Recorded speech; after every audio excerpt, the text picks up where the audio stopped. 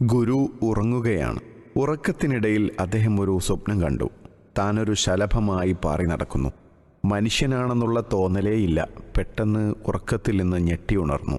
താനൊരു മനുഷ്യനായി മുറിക്കുള്ളിലെ കട്ടിലിൽ കിടക്കുകയാണെന്ന് മനസ്സിലായി.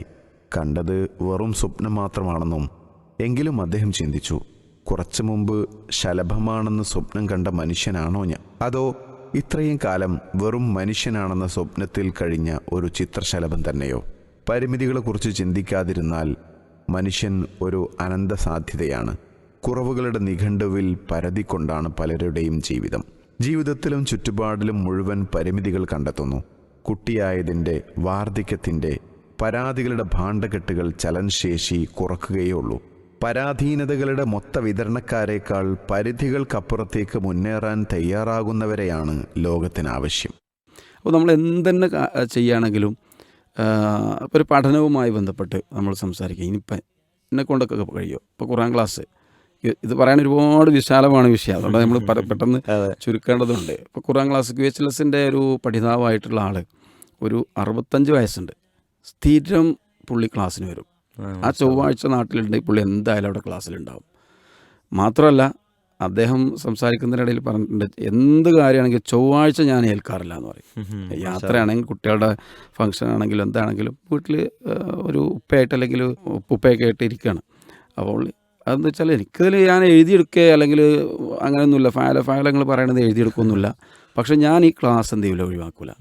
അപ്പം ഇങ്ങനൊരു തടസ്സം ശരിക്കും പറയാമായിരുന്നു. ലിസണേഴ്സ് കോൺഫറൻസിലും ഇതേപോലെ വിഷയം 72 തികഞ്ഞ ആളുകൾ പിന്നെ വല്യമ്മയും വല്യപ്പയും വന്നിട്ട് അവരുടെ നോട്ട്ബുക്ക് കാണുമ്പോൾ നമ്മൾ അത്ഭുതപ്പെടുന്നു. അത്രയും പിന്നെ ക്ലാസ് നിന്ന് കേട്ടിട്ട് നമ്മുടെ 500ന്റെ ക്ലാസ്സൊക്കെ കാര്യങ്ങൾ എഴുതിയെടുത്തിട്ട് അപ്പം ആ പ്രായത്തിൽ പഠിക്കുകയാണ്.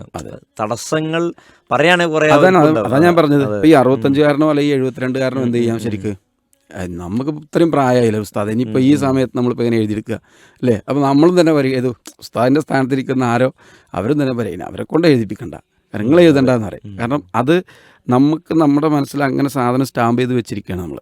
ഏത് ആ സമയമായി കഴിയില്ല എന്നുള്ളത്.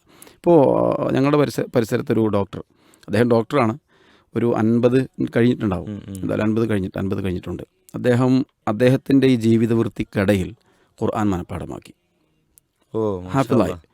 മനസ്സിലായല്ലോ? അപ്പോൾ നമ്മളെന്താ പറയുക, ഇനിയിപ്പോൾ എന്നെ കൊണ്ട് കഴിയില്ല, ഒരു 40 ആയി കഴിഞ്ഞാൽ പിന്നെ എന്തായാലും കാണാതെ പഠിക്കാൻ കഴിയില്ല എന്ന് പറയും. ഇതേപോലെ തന്നെ ഒരു പണ്ഡിതൻ പറയുന്നുണ്ട്, ഖുർആൻ ഹിഫ്ളാക്കാൻ എനിക്ക് പ്രായം തടസ്സമാണ്, കുറേ വയസ്സായി എന്ന് നിങ്ങൾ വിചാരിക്കുന്നുണ്ടോ? മദീനയിൽ ഇപ്പോൾ ഉള്ള മാഷാഅല്ലാഹ് വലിയ പണ്ഡിതനാണ്. അദ്ദേഹം പറഞ്ഞു, ഞാൻ ഹിഫ്ളാക്കിയത് 50 വയസ്സ് കഴിഞ്ഞിട്ടാണ്. അപ്പോൾ പരാധീനതകൾ പറഞ്ഞുകൊണ്ടിരിക്കുകയാണെങ്കിൽ അത് പറഞ്ഞുകൊണ്ടേയിരിക്കാം. യാത്രകൾ, അതുപോലെ തന്നെ ദഅവ പ്രോഗ്രാമുകൾ ഇനിയിപ്പോൾ ഞാനിപ്പോൾ അതിനായിട്ട് ഇറങ്ങുന്നാൽ ശരിയാവും. മാത്രമല്ല പല നല്ല കാര്യങ്ങൾക്കാണ് മിക്കവാറും ഇത്തരമുള്ള തടസ്സങ്ങൾ ഉണ്ടാവാറുള്ളത്. പ്രത്യേകം ഒരു പ്രോഗ്രാം അതല്ലെങ്കിൽ ഒരു പുണ്യപ്രവർത്തനത്തിന് വേണ്ടിയിട്ട് ഇറങ്ങുമ്പോൾ അതിപ്പോൾ ഈ നേരത്ത് കഴിയില്ല എന്ന് പറഞ്ഞിട്ട്, അല്ലെങ്കിൽ കുറച്ചൊന്ന് കഴിയട്ടെ, ആ കുറച്ച് കഴിയിൽ പിന്നെ അങ്ങോട്ട് കുറേ ഇല്ലാതാവുകയാണ് ചെയ്യാറുള്ളത്. അപ്പോൾ തടസ്സങ്ങൾ ഒന്നിനും തടസ്സമല്ല. സത്യം പറഞ്ഞാൽ നമ്മൾ പറഞ്ഞുകൊണ്ടിരിക്കുന്ന തടസ്സങ്ങളൊന്നും ഒരു കാര്യങ്ങൾക്കും തടസ്സമല്ല, നമ്മൾ വിചാരിക്കുകയാണെങ്കിൽ. അവിടെ ഒരു ശരിക്കും പോയിന്റ്, ഈ നിങ്ങൾ പറഞ്ഞില്ലേ, നമ്മൾ വിചാരിക്കുകയാണെങ്കിൽ ഇപ്പൊ പറഞ്ഞുകൊണ്ടിരിക്കുന്ന തടസ്സം വേറെ എന്തെങ്കിലും കാര്യത്തിന് മാറിയിട്ട് നമ്മൾ കുറച്ചുകൂടി പ്രയോറിറ്റി കൊടുക്കുന്ന ഒരു വിഷയം വന്നാൽ അപ്പോൾ തടസ്സമില്ല. അപ്പോൾ നമ്മളെല്ലാം ഒഴിവാക്കിയിട്ട് പോയിട്ടുണ്ടാവും. അവിടെയാണ് നമ്മൾ ശരിക്കും നമുക്ക് കഴിയുമെന്ന് മനസ്സിലാവും. ഒരു ഉദാഹരണം പറയുകയാണെങ്കിൽ, ഇപ്പം നമുക്ക് വേണ്ടപ്പെട്ടൊരു കേസിൽ, ഒരു ഹോസ്പിറ്റൽ കേസ് വന്നാൽ നേരത്തെ നമ്മൾ തടസ്സമായി വെച്ച പലതും നമ്മൾ ഒറ്റയടിക്ക് മാറ്റി.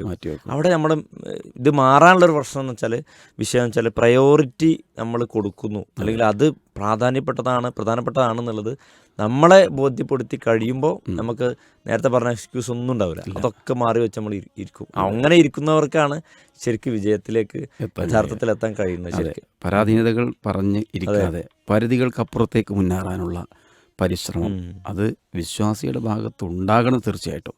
റസൂൽ സല്ലല്ലാഹു അലൈഹി വസല്ലം പറഞ്ഞു, റസൂലിൻ്റെ യുദ്ധയാത്രകളൊക്കെ പറഞ്ഞു നോക്കുമ്പോൾ മകനും പിതാവും തമ്മിലൊരു തർക്കം ഉണ്ടാവുന്നുണ്ട്.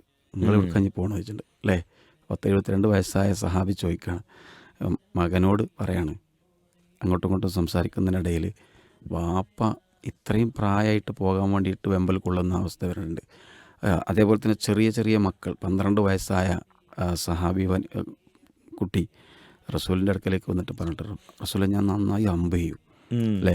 അപ്പം എനിക്ക് അതിനുള്ളൊരു ഇതുണ്ട്, തോക്കത്തുണ്ട്. ശരിക്കും ഇതിൽ പറയുകയാണെങ്കിൽ കുറേ സംഭവങ്ങൾ പറഞ്ഞല്ലോ ലൈവ് ടൈം പിന്നെ സുഹൃത്ത് ആൽ ഇമ്രാനിലെ ഏറെക്കുറെ അവസാന 172 ആ ഭാഗത്ത് വരുന്നുണ്ട്. ഉഹുദ് യുദ്ധത്തിന് ശേഷമുള്ള ഒരു സംഭവമുണ്ട്. പരിക്ക് പറ്റി ആകെ ക്ഷീണിതരായി പരാജയപ്പെട്ടു. നമുക്ക് വിജയിച്ച ഒരു യുദ്ധത്തിന് അവസാനം അങ്ങനെ തോറ്റതുപോലെ തിരിച്ചു വരേണ്ടി വന്ന സമയത്ത് നബിസ്വല്ലല്ലാഹു പറയുന്നുണ്ട്, നിങ്ങളൊരു യുദ്ധത്തിനോട് റെഡിയാവണം. അതെ അതെ. അപ്പോൾ തന്നെ അതായത് കുറേശ്ശികൾ ഒരു പറച്ചിലുണ്ടാക്കി വെച്ചു ഒരു വീണ്ടും റെഡി ആവുന്നുണ്ടെന്നുള്ളൊരു പത്തിൽ. അപ്പം നബിസ്വല്ലല്ലാഹു പറഞ്ഞൊരു കണ്ടീഷൻ വെച്ചു, ഇത് പങ്കെടുത്തൊരു മാത്രം വന്നാൽ മതി, വേറെ ആരും വരണ്ട. അവിടെ ജാബിർ റളിയല്ലാഹു അൻഹു വരുന്നുണ്ട്, എൻ്റെ ഉപ്പയും ഞാനും വീട്ടിലുണ്ടായിരുന്നത്, കുറച്ച് സ്ത്രീകൾ മാത്രമേ ഉള്ളൂ. അപ്പം നമ്മൾ നോക്കിയപ്പോൾ ഉപ്പയാണ് പങ്കെടുത്തത്. നറുക്കിട്ട് കാവലിക്കാൻ ഒരാൾ നിൽക്കണം എന്ന് പറഞ്ഞപ്പോൾ എനിക്ക് ജാബിർ റളിയല്ലാഹു അൻഹു നിന്നത്. അപ്പോൾ എനിക്ക് പങ്കെടുക്കാൻ കഴിഞ്ഞില്ല, എനിക്ക് ഇതിന് വരട്ടെ എന്ന് ചോദിച്ചിട്ട് വരുന്നുണ്ട്. അവിടെ ഒഴിവ് കഴിവ് ഒരുപാടുണ്ടായിട്ടും അവർക്ക് റെഡിയാവാണ്. എക്സ്ക്യൂസ് അത് വേറൊരു തലാണ്. ദീനിയായ ഷഹീദാവാനുള്ള അഭിവാഞ്ചയുടെ പുറത്ത് അവർക്കുള്ള പ്രശ്നങ്ങളൊന്നും പറയാതെ നമ്മളിപ്പം പരിക്കുപറ്റി വരികയല്ലേ, ഒന്നും നീച്ചടക്കാൻ ഒരു പ്രയാസമുള്ള സമയത്താണല്ലോ വീണ്ടും ഒരു യുദ്ധത്തിന് അങ്ങനെ ചോദിക്കണില്ല. അത് ഏത് വിഷയത്തിലും പ്രശ്നങ്ങൾ നമ്മൾ വലിയ മല കണക്കെ കാണുകയാണെങ്കിൽ അത് അവിടെ അങ്ങനെ ഉണ്ടാവും. അതെ, പരിഹാരം ഉണ്ടാവില്ല. ഏത് പ്രശ്നങ്ങൾക്കും പരിഹാരമുണ്ട്.